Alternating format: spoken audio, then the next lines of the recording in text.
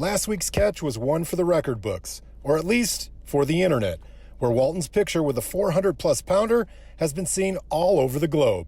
They really don't get that big much often anymore. You know, he's kind of one of the last of the dinosaurs, I think. He was a monster. Will you admit it? Did it scare you a little bit? I never stutter stepped, but yeah, I knew I had to bring my A game. But big pigs aren't the norm for Walton and his team. Feral hogs of all sizes are a problem across the country, and no place faces the issue more than Texas. Roughly 50% of all wild boars in the U.S. can be found in the state, and San Antonio hasn't been immune to the population boom. You know, the rural America, they'll resource, find their trappers that they need, and take care of themselves. Cities like this where there's so much developments. I mean, San Antonio, Austin, Houston, I mean, they're just blowing up.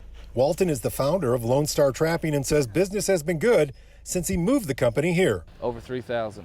3,000 in 3 years. Yes, sir. We took up refuge down here and, you know, kind of set camp just because there was so much need down here, and we've been here ever since. The Texas state legislature has addressed the problem, actually passing a law that makes it legal for a person to shoot a feral hog without a valid hunter's license.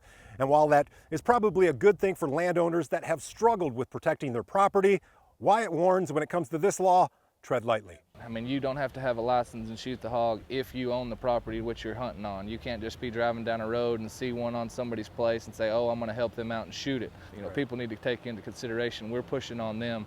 They're not pushing on us. If you'd like to know more about Wyatt, that giant hog, or his company, Lone Star Trapping, head on over to SpectrumLocalNews.com, where you will find a link to his website connected to this story.